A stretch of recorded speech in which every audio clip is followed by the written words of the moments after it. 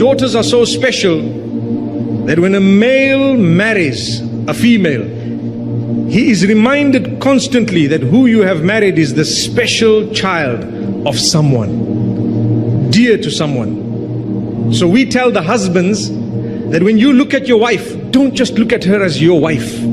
That's not the only title she has. She had a title before that which was more dear and more valuable. What was it? She is the daughter of so-and-so. She also has her own family that loves her and respects her. So do not disrespect her. Do not abuse her. Like they say, don't make her cry. You know, when my wife cries, I always tell her I'm not supposed to allow you to cry. She says, I cry out of joy. MashaAllah. Okay, that's good. That's a good sign. So if you're crying out of joy and happiness, alhamdulillah. But if you're crying out of, sadness, you're stuck, there's no way forward, wallahi, Allah has heard the cry of a wife and a daughter. If you take a look at Surah Al-Mujadalah, named after a woman who came through in order to present her case to Muhammad sallallahu alaihi wasallam, where the husband became disinterested in her.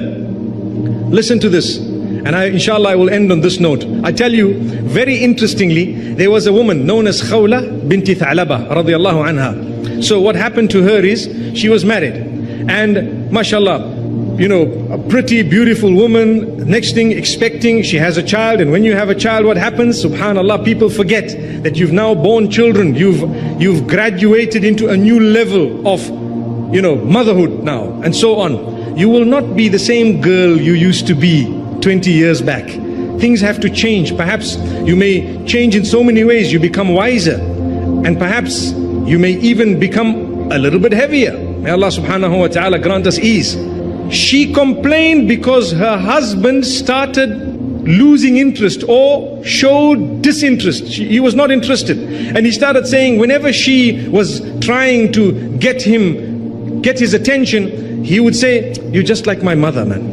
It's okay. You're just like a mother. You're just like my sister," and so on. She went to Muhammad sallallahu alaihi wasallam crying, weeping, complaining, "What do I do? This man is saying this to me. He refuses to touch me, and at the same time, he is the one who impregnated me. He gave me the children. He is the one who did this. When I married him, I was in tip-top shape," and so on. My mothers and sisters, I just want to pause for a moment to tell you that that does not mean that when you have given birth, you should just lose yourself. No, go back. You will be able to retain a lot if you work on it. May Allah subhanahu wa ta'ala help us.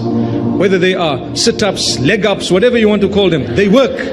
Trust me, they actually work, dedicatedly. So don't use a hadith in order for you to throw yourself, to the side. No, work on it. You will feel good by the will of Allah. Like I said, do it for the right reasons. Going back to this narration, so as she's complaining, do you know what happened? The Prophet ﷺ, obviously it's a difficult situation. What do you say? You need to convince the man. Verses were revealed. قَدْ سَمِعَ اللَّهُ قَوْلَ الَّتِي تُجَادِلُكَ فِي زَوْجِهَا وَتَشْتَكِي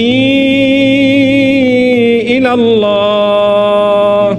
Indeed, Allah has heard the argument of the woman who has come to you complaining to Allah subhanahu wa ta'ala. Allah has heard it, and then He gives the response, and it's a long set of verses where Allah speaks of the punishment of those who say those type of statements, and how special and important the woman is.